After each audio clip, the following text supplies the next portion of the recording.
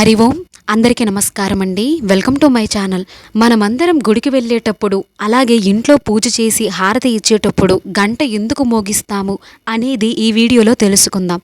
Video ఎక్కడ కూడా skip చేయకుండా చివరి వరకు చూడండి.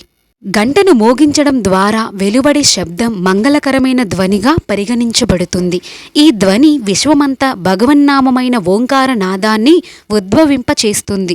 సదా శుభప్రదమైన భగవంతుని యొక్క దర్శనము పొందడానికి, బాహ్య అంతరాలలో పవిత్రత ఉండడానికి గంటను మోగిస్తారు.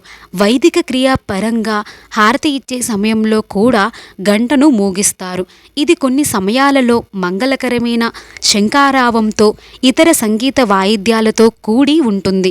మ్రోగే గంట, శంఖము మరియు ఇతర వాయిద్యాలతో భక్తులను తమ భక్తి పారవస్యత, ఏకాగ్రత మరియు అంతరంగ శాంతి నుండి చెదరగొట్టి అమంగళ అసంగతమైన శబ్దాలు మరియు వాక్యాల నుండి బయటపడటానికి సహాయపడుతుంది.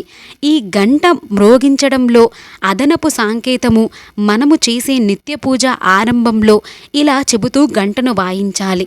దైవాన్ని ప్రార్థిస్తున్నాను, నేను ఈ ఘంటారావం చేస్తున్నాను. దాని వలన సద్గుణదైవీ పరమైన శక్తులు నాలో ప్రవేశించి అసుర మరియు దుష్టకరమైన శక్తులు బాహ్య అంతరాల నుండి ఈ ప్రదేశం నుండి వెడలిపోవునుగాక అని అర్థం. పూజ చేసేటప్పుడు గంటను ఈ విధంగా అనుకొని మోగించాలి. మనం చేసే పూజలో, పూజకు వాడే వస్తువుల్లో దాని వెనుక ఒక కథ తప్పకుండా ఉంటుంది. అటువంటి కథలన్నీ మీరు తెలుసుకోవాలి అనుకుంటే నా ఛానల్ని తప్పకుండా సబ్స్క్రైబ్ చేసుకోండి. బెల్ ఐకాన్ని ఆన్లో పెట్టుకోండి.